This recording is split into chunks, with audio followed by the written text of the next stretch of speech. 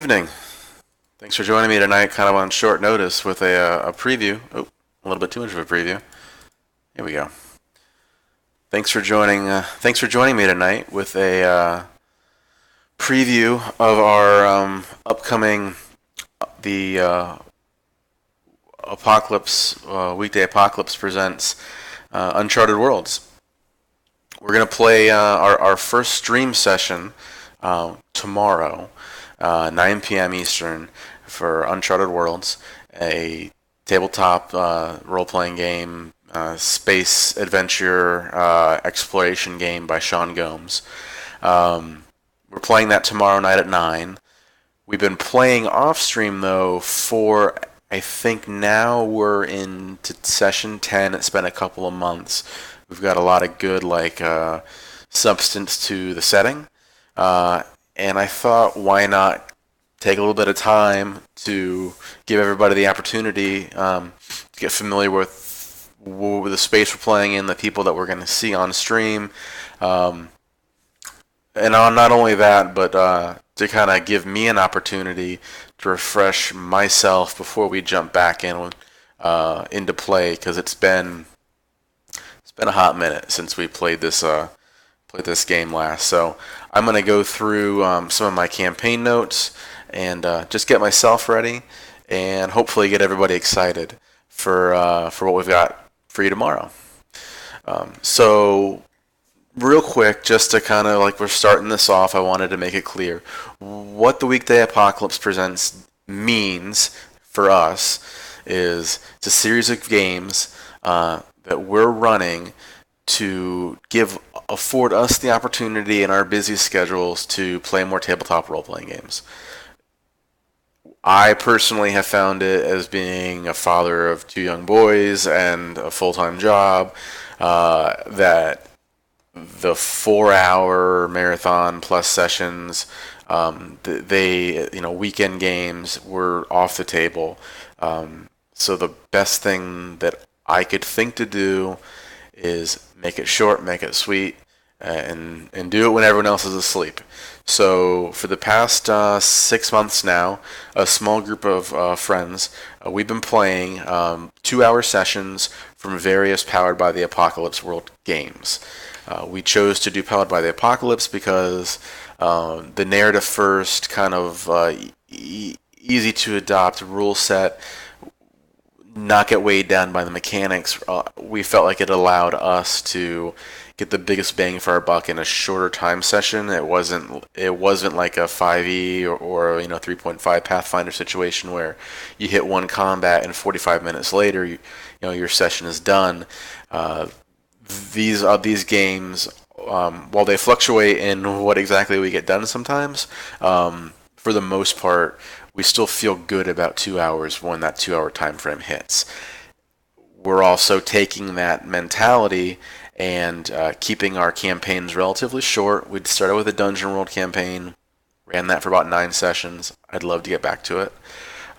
Now we're into Uncharted Worlds, which is, like I said, run 10 sessions.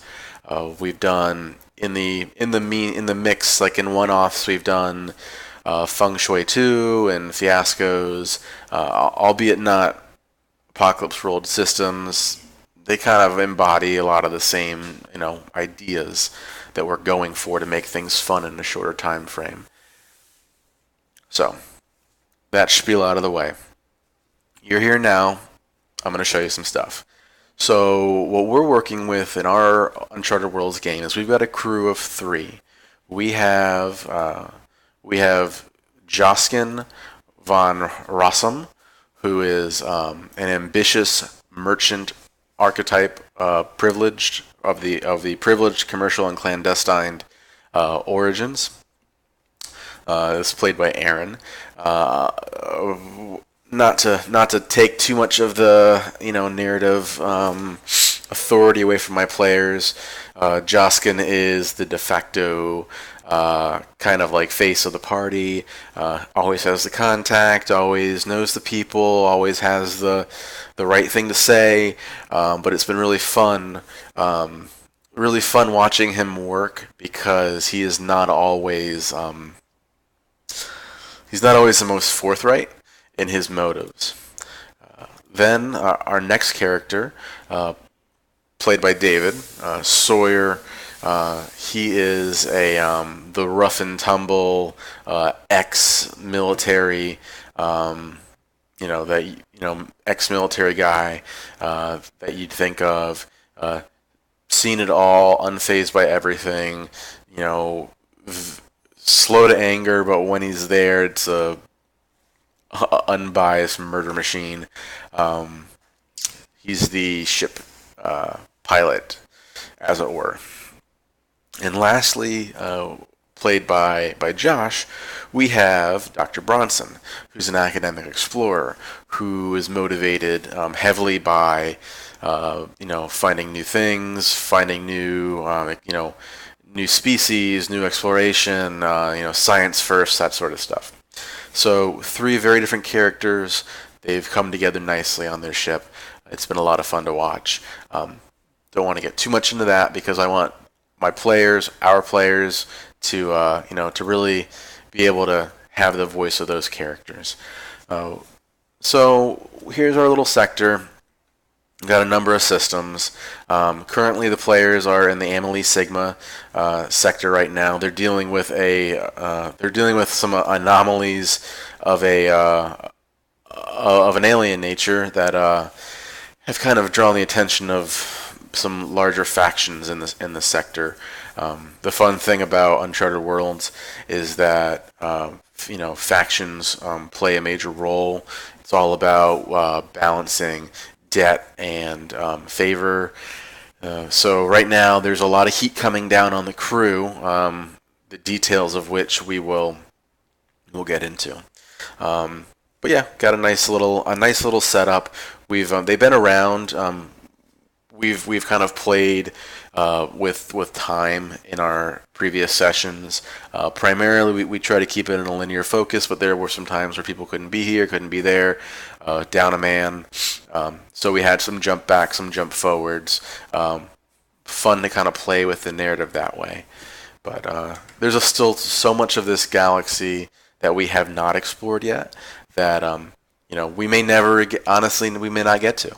But that's just kind of the fun of this is why we play, play to no more kind of thing. We'll see. Now, one thing that we're doing differently that I'd like to kind of take a moment. This is what I want to do as a refresher for myself, and I thought maybe it'd be fun, to kind of give anybody who's interested a peek behind the curtain. Something that I like to do going forward in a more active basis is to kind of help me as the GM move the cogs behind the scenes for our factions. And I borrowed this concept wholeheartedly from Adam Coble on his running of Swan Song on roleplay. Much admiration. But I lifted the faction turn rules from having a blank from the system of Stars Without Number. So yeah. So while not playing Stars Without Number, I kind of co-opted the faction turn to play it in our space exploration game, much like Adam and JP and the crew did for Swan Song. I have found it to be immensely helpful in terms of running the game, and immensely enjoyable on the back end for me to kind of do stuff kind of like on my own, and then relay some of the nuggets and like the strings to the players, like let them experience some stuff kind of like secondhand, let them draw conclusions, let them stumble into some things and affect things directly, most certainly. But I think it's done a wonderful job making the universe feel big, because there's been plenty of opportunity for them to act on stuff, or things are moving at a breakneck pace on the other side of the galaxy, and they haven't had an opportunity to get there. So,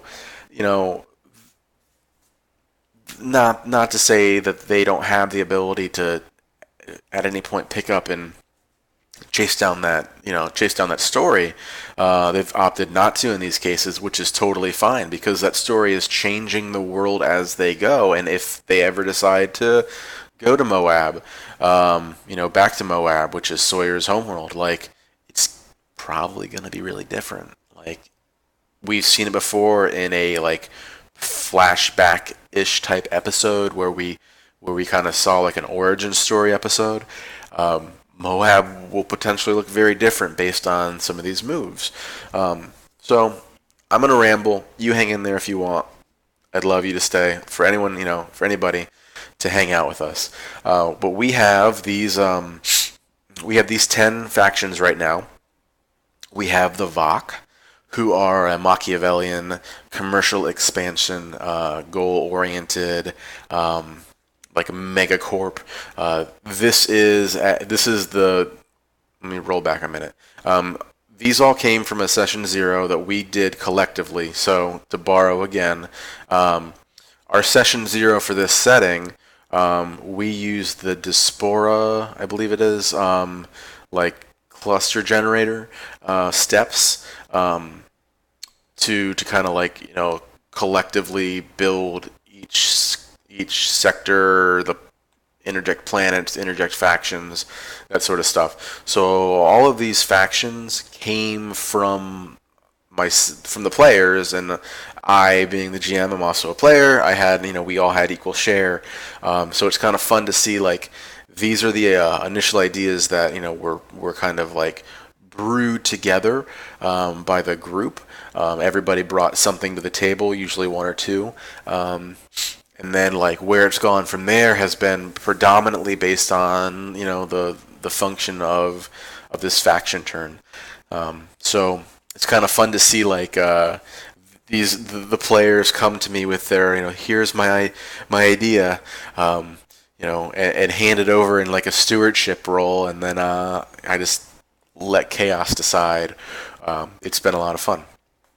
So, the Vok. The Vok are Joskin's primary employer. As Aaron described them initially, the Vok are a like pan-global like entity that borrow heavily like historically from the like East India Trading Company, like Dutch trader, like commodities traders.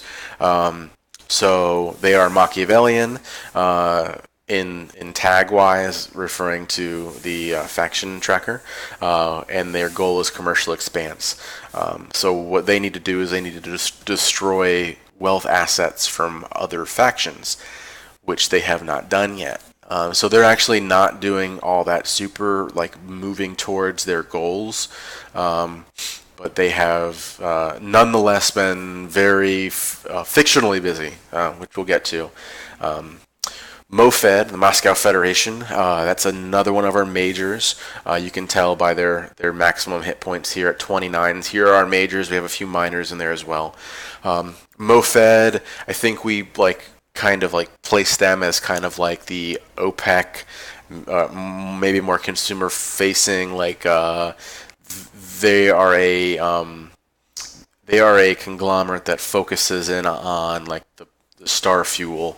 They control the Mendia Nebula and have like these giant like scoop fields that scoop and harvest raw materials for like mass distribution of star fuel.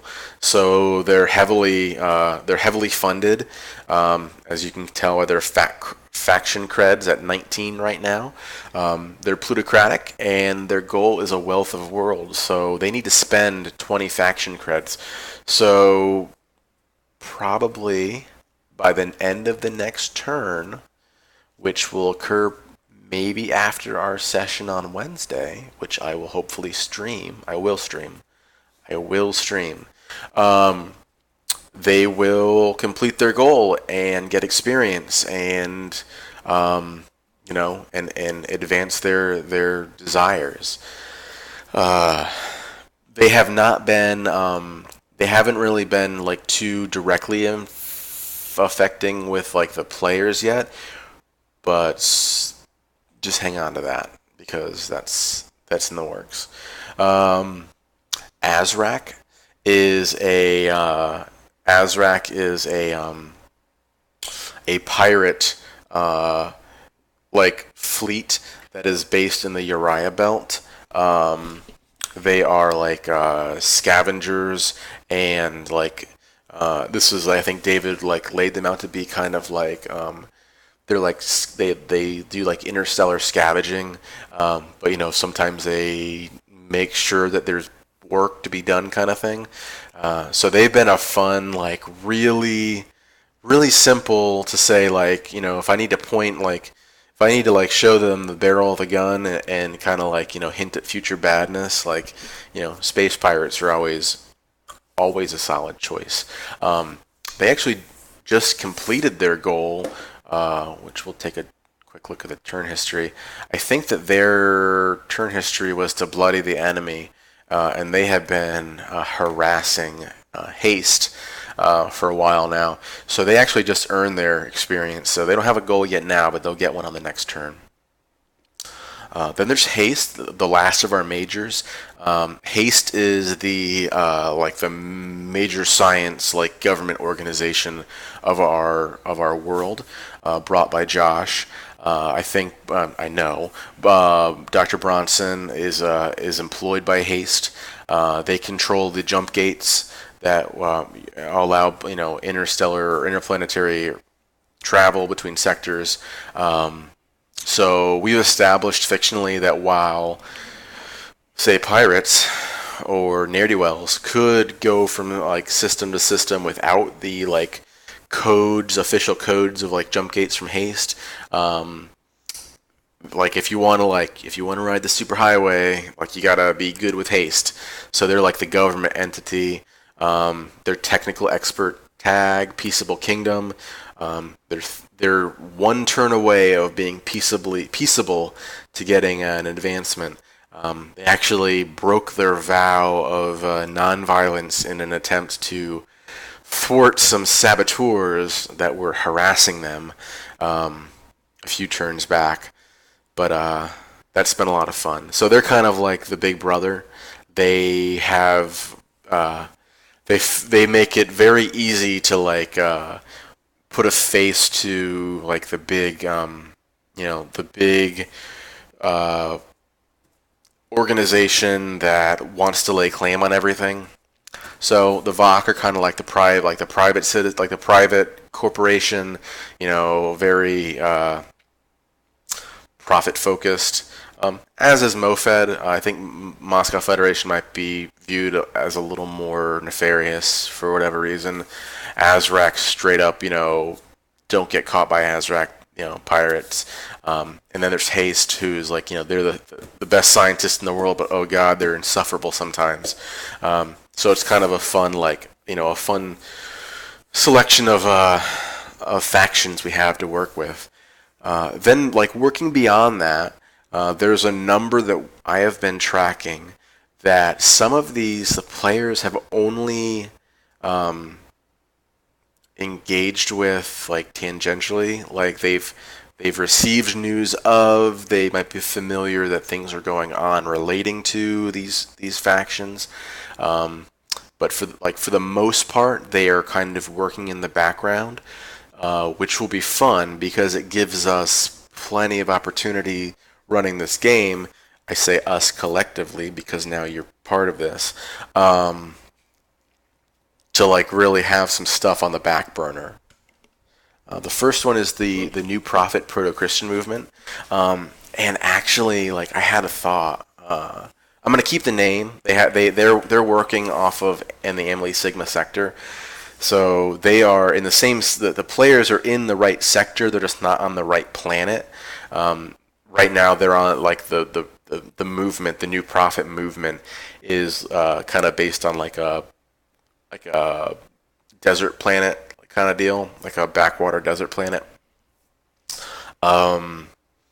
They are theocratic and they are looking to expand influence. One of the really cool things that I liked that kind of like happened just out of what we laid out here, adhering to this faction turn set of rules, is they were put on a tech level 2 planet. And not to get like too like dry on this, long story short, their goal is to expand their influence. So their goal is to build bases of influence on other planets. In order for them to move their assets, which we have our asset tracker over here, so in order for them to move their assets that they needed, and where we go, they could not build anything capable of moving from planet to planet because the tech level was so low. So then they had to I had to start by saving. They had to save and scrimp and save, and they had to build a laboratory. And what the laboratory does is, for extra faction creds, it allows the faction to build higher tech level items or assets. So they had to scrimp and save, and they just recently bought surveyors, and surveyors can go to different planets. So now we're at this fictional point that's really cool, that was dictated purely by the mechanics, that here's this new religious movement on this isolated planet trying to get the word out, and they can't until they put together the means. So I imagine this faith-backed pseudoscience facility, or whatever, this laboratory facility on this backwater, Amelie, desert planet, where they finally were able to put forth their surveyors, which are nothing short of just missionaries. They're just the cheapest things that they could put out there. So they basically took a faith-based school, and they trained the missionaries at their faith-based school. Now they're going to send them into the stars to spread the word of the new prophet. I thought that was really neat. I didn't expect them to have to go through that hurdle, but they did, and I think it's all the better. And I think it'll be fun if and when these surveyors ever show up and interact with the players. I think that is very likely going to happen. The thing that I was going to say that kind of came to me is I am reading for the first time Preacher, only 20 years late. Did not, have not watched the show, but heard good things. Wanted to give it a shot. In the second trade right now, it's been good. There have been things that I've liked about it and things that I haven't, but that's a whole nother topic. There's definitely been stuff that really speaks to its age as a 90s-esque ultra-violent, what can we get away with in this medium kind of deal. I think it has been enjoyable nevertheless. But what I was going to say is, in reading this, I want to steal something from it. In just the name only, I want the leader of the new prophet proto-Christian movement to be the All-Father, because I really dug on the All-Father in Preacher. The concept, I won't steal it whole cloth, but just the name, the title, that's where I, picked it up from. I thought it was, kind of just liked it. I liked it, so I did it. So yeah. So back to the faction tracker. So then we have the Amber Crown. Now these are a faction that the players have not engaged with. They are very much in the shadows. I am super excited to see what happens, because they are really pushing hard on Moab right now. They being the players, have seen the results of the actions in these news broadcasts, these sector net news broadcasts that we do, but they have not explored the storyline to any great detail, so they have not been rewarded with more information. They haven't interrogated the fiction yet, but What they don't know is that the Amber Crown, and players, trust you, I should have told you to begin with, look away. This is not for your eyes. The Amber Crown is an imperialistic planetary seizure. They're a small, like medium-sized faction. They're like a displaced fleet who started. They started like adrift or like in orbit on like a random like moon in the Moab sector. But their goal of planetary seizure is they laid sight on Moab, and I'll get into what Moab has been fictionally for us has been our highly contested, like always at war jungle planet. So you've got the Daughters of Jericho and the Green Sun on Moab fighting one another like in perpetuity, and then over top the Amber Crown has come in and just like they're wrecking shit. They have really made inroads. They're in the midst they're in seize mode right now. They're like stuck right now in planetary seizure mode for I think 3 rounds now. But they're doing pretty damn well. They're not like particularly well armed. It's just been how it's gone. It's been really really fun. The whole Moab like backstory, not backstory, but like the Moab story occurring off screen via this faction tracker has been hands down my most enjoyable thing, because we have a player from Moab in Sawyer. We've had like an origin story session with Joskin and Sawyer on Moab, like before the war got really bad. We've seen it. Like we have a lot of like ties to it. We have 3 really great factions that are working like actively in that planet.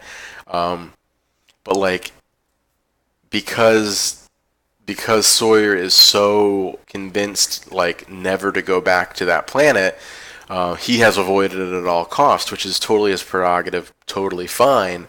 But like shit is happening, and like it's kind of like it's for me to think like how can I make this hit hard enough? Like where can I pull on these strings for this big brute of a ex-soldier war machine man? Like what do I have to do to make him go, oh shit, I really do, I need to go home. Like I need to go home because this is too much. So I'm not gonna force anybody's hand. But if I can make that happen, I'll be happy, because I think it'd be fun to kind of do the whole like before and after thing. I think it's Dungeon World that has. I think it's the Bard. I think it's one of the Bard moves on Dungeon World where the GM tells you how a place has changed since the last time you visited, or maybe you tell the GM that, something along those lines. But basically, you're showing change in the setting. That's what's happening. Like that's what's going on in Moab right now. Like things are changing, and if the players could ever see that, I think they would enjoy it. I know I would. Sticking in Moab, you got to see like in this homeworld, you got 3 Moabs right here. The Daughters of Jericho are like they are the deeply rooted, as it says here, the deeply rooted like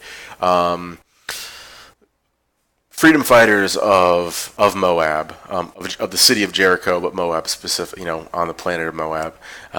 Invincible valor is their goal, so they need to destroy force assets of a cost of 5 or more, which is tough because they're getting their shit handed to them in a paper bag right now, which sounds terrible.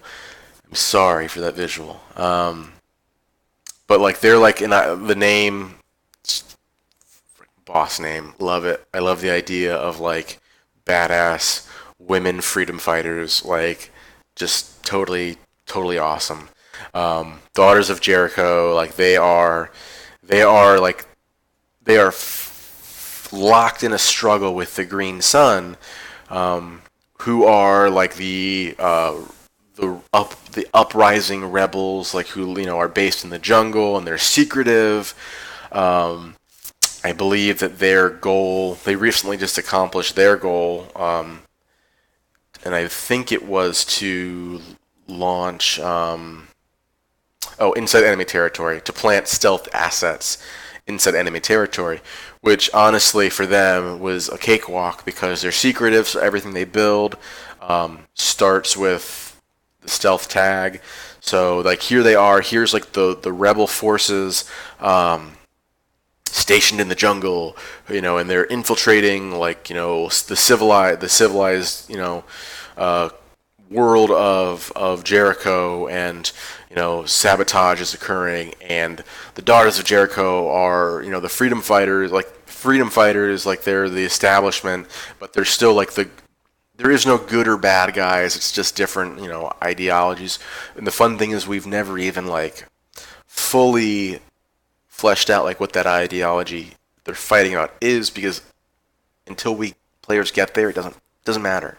Like it doesn't matter what people are fighting for until we have players engaging in it. So they're butting heads. Amber Crown says, "Oh look, here's a war-torn world.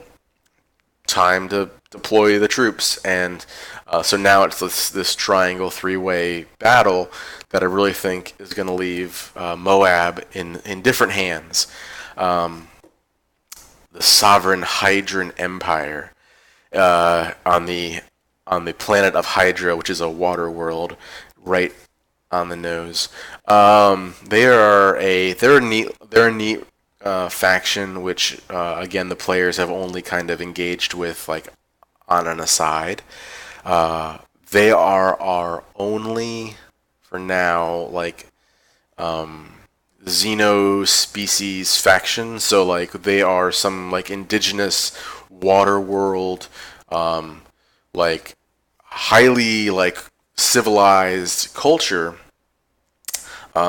Based on the name and like what I have in my head, is that they are very like they're very old world, like they're very Greek-esque, Roman kind of thing. Like they have like a hierarchy, and they have lavish palaces, and they have like royalty, which I know that Greek and Romans didn't have royalty. But like they have like a royal family, and like it's very like pomp and circumstance, and it's very insular.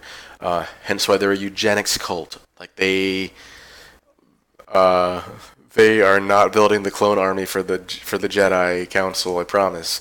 But like they are very like what's theirs is theirs, and leave us alone. We're fine. Like this is our world. This is where we belong, and you belong on the outside. We can manage without you. The rub there is that haste, the ever encroaching like need for science across the galaxy, they've landed bases of influence on that planet in like research facilities, and it's not nothing like no hostilities, but it's been purported as like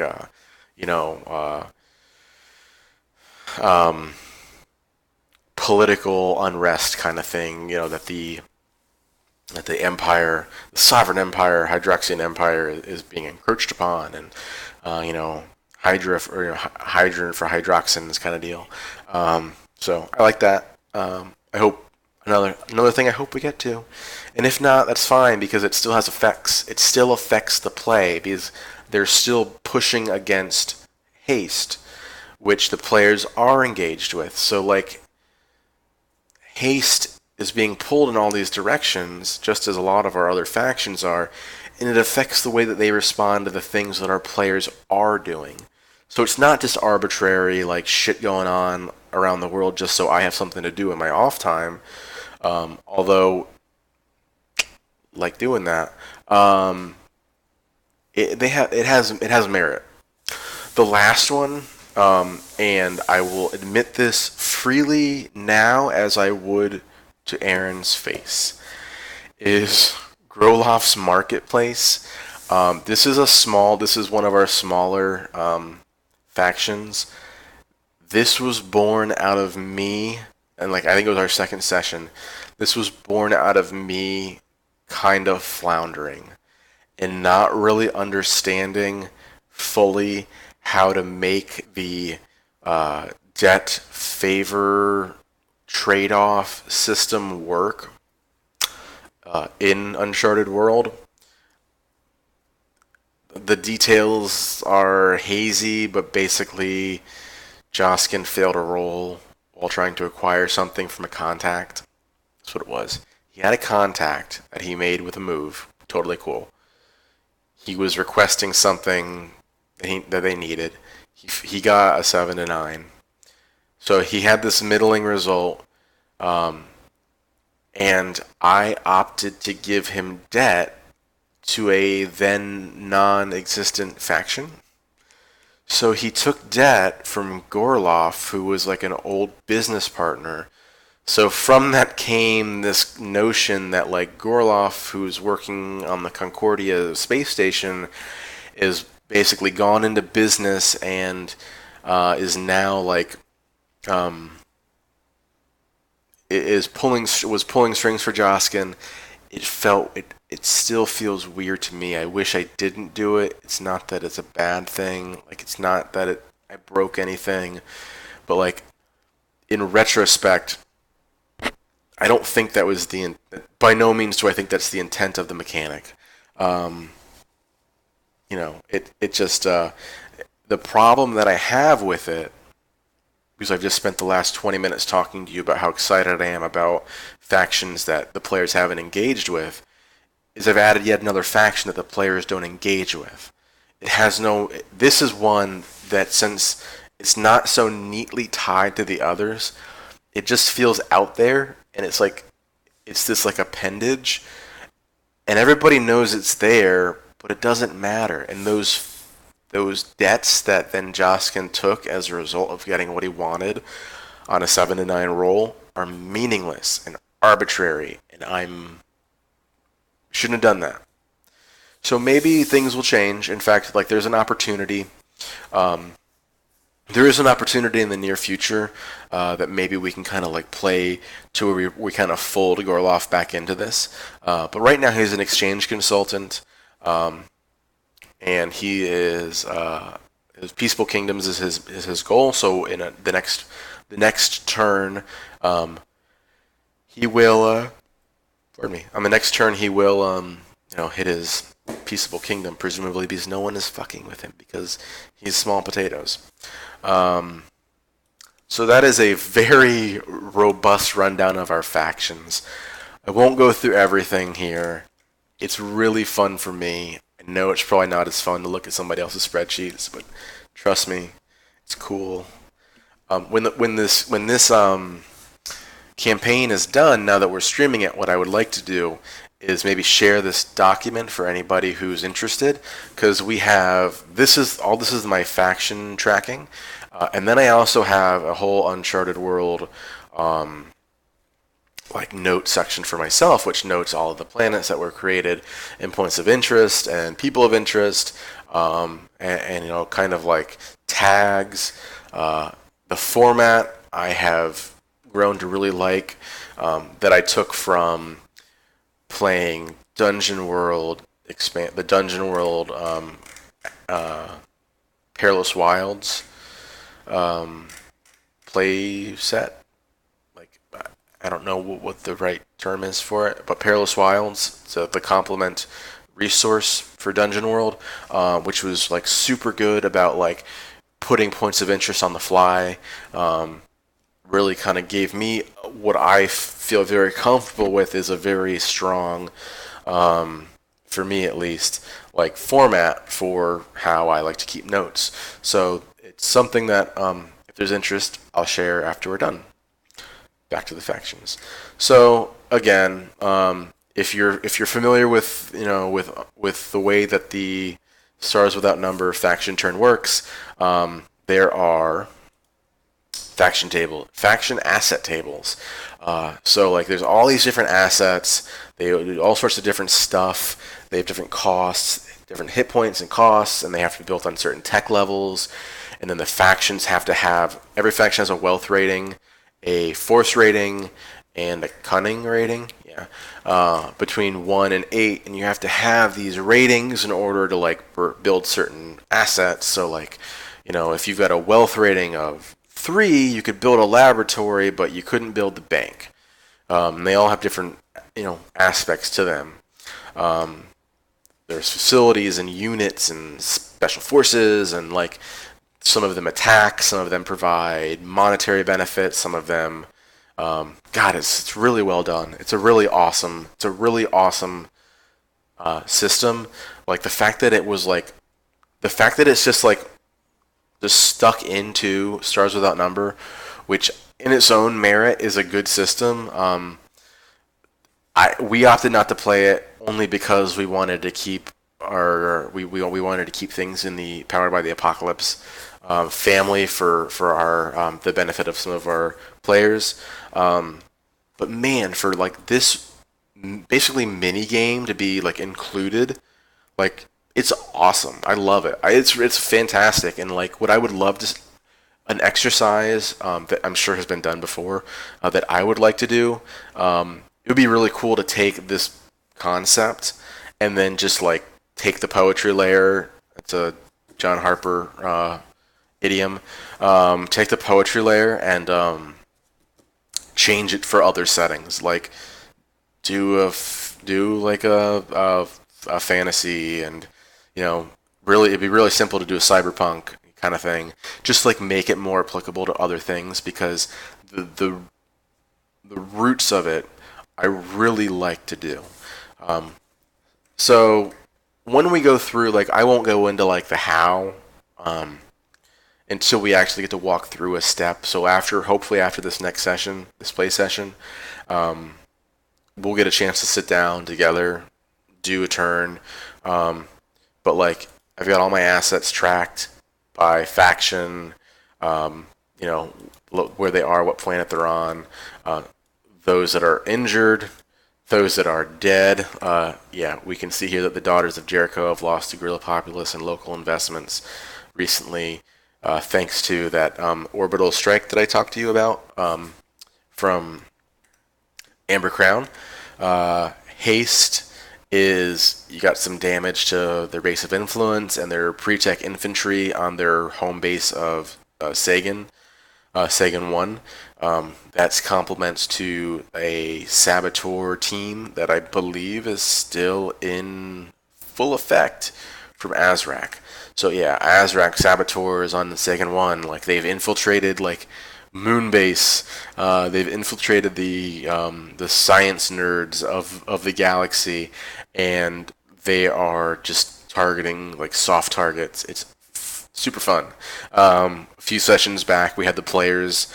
The players had made their way out to Sagan 1 for something different, and they kind of stumbled into like the first of a couple of attacks, like of these like saboteurs, and you could tell that they were torn. Like, shit. Like, we're kind of busy doing this other thing here, but is it cool if we leave you with this unresolved threat?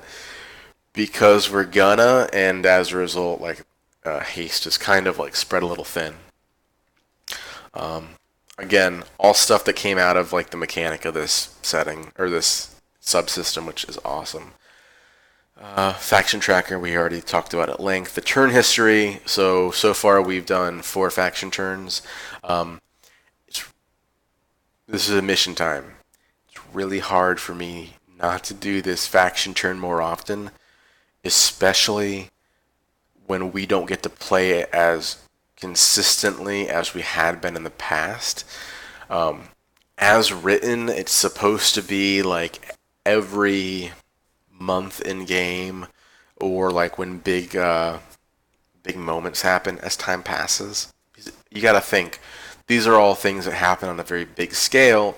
You all obviously want to give players a time to react, because players interjecting with any of this fictional stuff that comes out of the turn, the faction turn, like the players supersede everything. Like if the players bought a faction, I don't know, a Starfleet, whatever, stole Starfleet, stole a ship, stole transport, whatever.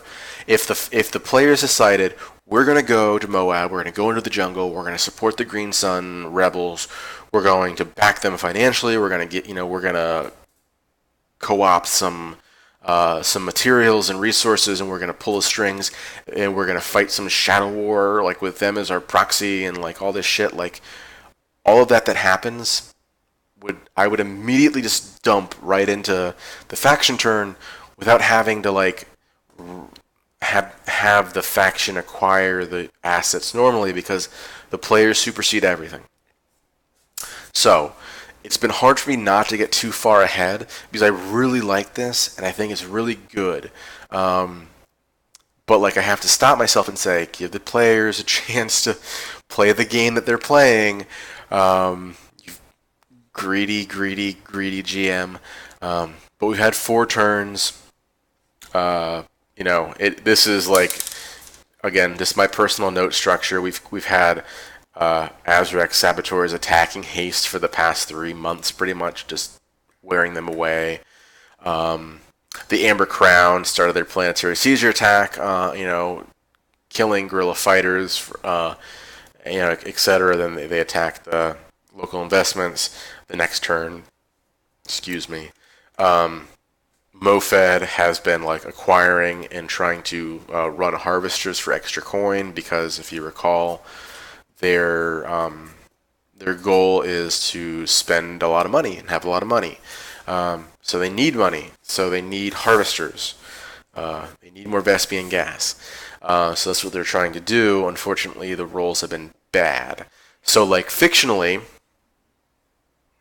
little future spoiler goodness. So Moab is the predominant like space fuel supplier of the known universe. They have this huge, massive, like city-wide, like city-sized, like the size of like a small like city on a seaboard, space station in a nebula, like harvesting materials, like for their proprietary fuel mix, that kind of deal. It's been very well established that is their jam. As a result here of running their harvesters and earning no faction, so they failed on a roll to earn more resources from their harvesters. They failed again to earn more resources from their harvesters. I said fuck it, and they bought more harvesters. Then they ran 2 harvesters and only got 1 credit. So like they've been struggling in terms of what they do. Like, what do? They make money via fuel. They're not making their money right now. So fictionally, now I can say that they are strapped. Like there are people, there are individuals who we have over here in our NPCs master plan. Our NPC list, we have MoFed faces who are concerned that the company is not being profitable. So like any dystopian cyberpunk future world conglomerate, whenever they're hard pressed for for a better bottom line, clearly they're just they're gonna kick back and just take their losses and hope for a market correction. No, they're gonna do something about it. They're gonna do something like maybe nefarious and maybe like really icky and like really fun to do. Like really fun to not fun to do, like fun to explore as a player. So now like I have the opportunity, and I did have the opportunity, and I took it to show future badness. In one of the episodes where we were short David, Sawyer wasn't available to play, so we did a jump forward with just Bronson and Joskin on a rescue mission, and Aaron and Josh did fantastic, like playing through a very like nebulous idea as we went because we had no clue what was going to happen. We didn't want to like hem ourselves into any corners, like in terms of like where the story has to go, that kind of deal.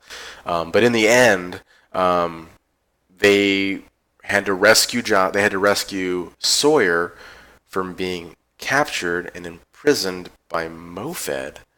And in doing so, they like uncovered this like weird like employment structure where like Mofed was like conscripting people from less than profitable or planets, basically like preying on the poor, to work in these scoop fields that were highly dangerous, and somehow in some way Sawyer got involved in that.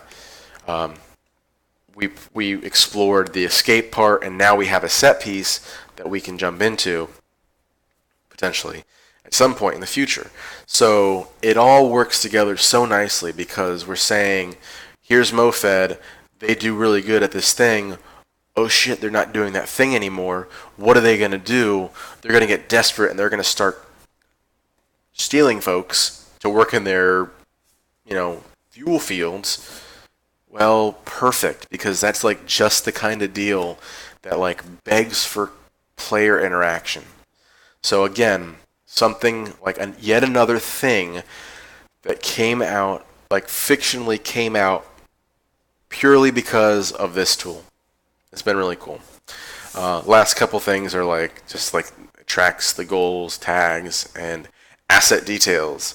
When we go through this for the first time, I will spend a lot of time on this page because everybody does something different.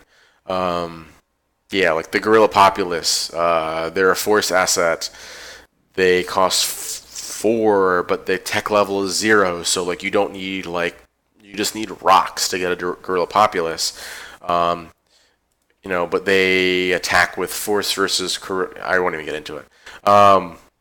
Not right now. But like everything is different. Like everyone has like nuances to them, and like it's really cool. It's such a. I would highly recommend, as somebody running a game, especially one where it needs to be like there needs to be a lot of like depth to the scope of like the things that are going on around the players that kind of begs for them to interact with. If you can find an excuse to use the Stars Without Number faction turn, do it. It's a lot of fun. Like I might just like make my own game just for an excuse to run this thing again, because I'm a giant nerd. So, I didn't have a whole lot of ideas in terms of what this stream was going to be when I started. I just, it had been almost a week. You guys joined me last Thursday, hopefully, for the Warren. I wanted to get into the habit more of just streaming, putting out content, being available, making myself more comfortable with this. Hopefully putting forth something worthwhile that some people find enjoyable. So I sat down and wanted to do this tonight. It's been good for me to touch on all the parts again, or some of the parts. I mean, there's still a ton, but we'll have a good time tomorrow night. We're gonna kick the rust off the tires because I think it has been like in the past 6 weeks or more, we might have played one time with our full complement of players for Uncharted Worlds. So I'm really excited to get back into a regular play schedule. I really am excited to get back into it so we can stream it. That's a whole nother like element to it that I'm super excited to do. I was really happy with how the Warren turned out. It did not adversely affect the game. I think it made people like, we worked to frame things like kind of cinematically, as it were, knowing that like I think this just really hammers at home. So I'm really glad, and I get kind of geeked when I see like views, even though they're probably like from my mom and my wife, but I love them. But I just love. I want to share, and I hope that more people turn out, and I hope that like we start really getting some good exchanges of ideas because the players that I'm playing with, you know, just pulling them in. Like the internet is awesome. Like Google Plus communities for like role playing games. Google Plus, like you're not much for anything else, but like when it comes to that, there's like something magic in the water. I found a lot of really good people. Like Roll20 has redefined how I spend my time. In the almost 3 years now, maybe more, 2.5 at least. Let's find out. Um, in that time, like it's changed how I want to play games, um, and connect with people. And this is just the next step to that. So challenge me to stick to it. It'll make me better, and hopefully everyone will enjoy it. Um, so, with all that said, again, tomorrow, Wednesday, August 10th, 9 p.m., Uncharted World. Uh, then we have Friday on the 12th, Noisy Person cards, which is something different. Never done it before. Never looked at it before. But it is, for those who don't know, it is a kind of a party card game written by James D'Amato from the One Shot Podcast, where the focus is players are taking turns in a like apples to apples, Cards Against Humanity kind of deal. I think it as it purports itself, to like go through different like phrases with different like adjectives associated to them, and basically read it in like some ridiculous like noun adjective combination for like exploring different voices. We'll see how it goes. I have no idea. It could be really short, or it could be like we could do a whole 2 hours on it. Like I don't know. Just an excuse to like again have fun with some new people. Like this is the kind of thing that I want to do on Fridays. Is I want to start doing stuff that is game related, but just off to the side. I still want to run games as frequently as possible. Definitely weekly, maybe a couple times a week, but I want to interject things like Noisy Person cards, or more directly Fiasco or Fall of Magic, games that make the player GM dynamic and kind of shuffle it up a bit and say, don't worry about that. Let's just all work together and let's work on scene framing and like character like portrayal and voices, like not just like silly voices, but like thinking in the context of a character voice in your head and how to portray that, because I think that makes for better role players. And my dastardly secret is that it makes for better GMs and more GMs, because I don't want to be the only one running these games here. Like I want to like see other people running these games and more games and different games and too many games for me to even take part in anymore, like because it's such a fantastic hobby.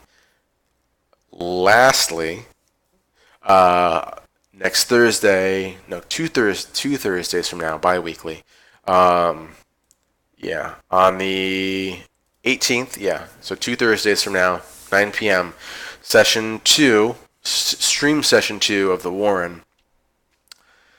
Talk about a unassuming fun game. Wow. Don't sleep on rabbits, because rabbit drama is real. It has been really fun. We've got three like really like engaged players who bought in wholeheartedly to the whole like the notion of like you are these meek, fragile things. These rabbits living in a hole in the ground, and like and really giving them like a personal feel. Like these aren't just like they're not animals. They just happen to be they have the same nuance as any human portrayal, but they just happen to be rabbits, and that just happens to be is so critical because like it forces the players to like look at everything through the lens of threat because you are on the bottom of the food chain. And like that, I think, and I've said it a lot of times and I'll continue to say it, and Marshall Miller, my hat's off to you. Like, you made a game that truly embodies what the Apocalypse World system purports itself as. It is a game about scarcity, and the scarcity in this context is safety. Like, you can't be safe, you can't be confident, like you just can't rest on your laurels when anything in the world that you come across could kill you in a heartbeat. Like, if you want like, it sounds so ridiculous. If you want to go hardcore, if you really want to go hardcore, go rabbits. Like, seriously, like, play the Warren and like play it legit. Like, play it to where like when you die, when you get maimed by a fox, when the hunter shoots your mother, like, it means something. And I think it'll really resonate. I'm loving it. We've got a few more sessions of that. 2 Thursdays from now. Everything 9 p.m. Eastern Standard Time. You can follow me, Twitch, Twitter, YouTube, Camp Evolved. It's all there. Please reach out. I'd love to hear from you. Thank you again. Thanks to everybody who took time to watch. Comments, love them. Please find time, make time, find people who you want to spend time with, and go play a role-playing game. They're awesome. They're great. And thank you for letting me talk to you for God knows how long this has been, an hour plus, about like make-believe bullshit, because I love it so much. So thanks again. I hope to see everybody tomorrow night, 9 p.m. for Uncharted Worlds.